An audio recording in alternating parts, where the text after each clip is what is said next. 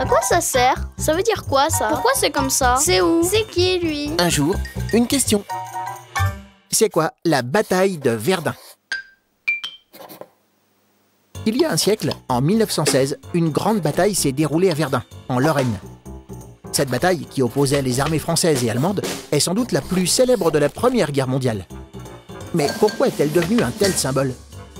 D'abord, c'est l'une des plus longues du conflit. Elle a duré du 21 février au 19 décembre, soit 9 mois, 3 semaines et 6 jours.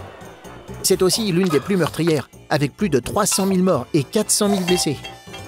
Verdun, qui se situe près de la frontière, avait été choisi par les Allemands pour mener une grande offensive.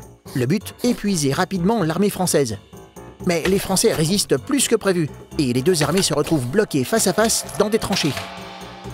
Les soldats des deux camps doivent survivre dans des conditions terribles. La plupart des morts sont causées par des tirs d'obus. Bien que la bataille de Verdun s'achève sur une victoire française, elle est considérée comme un immense gâchis. Surnommée la mère des batailles, à cause de son ampleur sans précédent, elle aboutit en effet à un résultat nul, les deux armées ayant autant de pertes. Après l'armistice de 1918, est bâti près de Verdun l'ossuaire de Douaumont, qui abrite les restes de 130 000 soldats inconnus, français et allemands.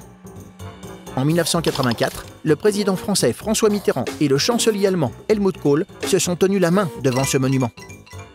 Un geste historique qui a fait de ce lieu un symbole de la réconciliation entre la France et l'Allemagne.